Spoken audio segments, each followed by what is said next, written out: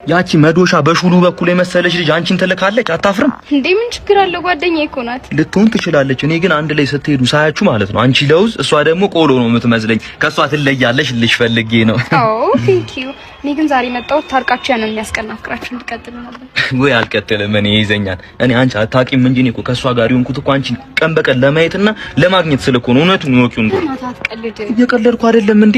ከዛች ከጫካ ካመለጠች ዝንጀሮ ጋር የሆንኩት እኮ አንቺን ቀን በቀን ለማግኘት ስልኮ ነው። እንደውም ይገርምሻል አክስቴ ከሷ ጋር መንገድ ላይ አይታኝ ማለት ነው እስካሁን አታወራኝም፣ ዘግታኛለች።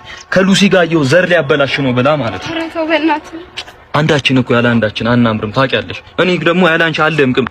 አንቺ ነጠላ ብትሆኚ እኔ ጫፍ ላይ ያለው ጥለት እኮ ነኝ። አንቺ ፋንዲሻ ብትሆኚ እኔ ዘይት ነኝ። ተዋህደን እንፈካለን፣ ፖፕኮርን እንፈጥራለን። እኔ ለዚህ ውበት በአሞሌጮ በገዛ እንኳን አይቆጨኝም እያልኩሽ ነው። እጄ ላይ ካቴና እግሬ ላይ ሰንሰለት ቢገባ እኔ ወድሻለሁ ልቤ እስኪደማ እያልኩሽ ነው። ደግሞ ራስሽን ከማንም የንፍጥ ጉድ ጋር እንድታወዳድሪ አልፈልግም። የምን ውድድር ነው ደግሞ? እኮ የንፍጥ ጉድ የምትለው ጓደኛዬ ናት። እኔ ደግሞ ለጓደኝነታችን ፍቅርም ክብርም አለ።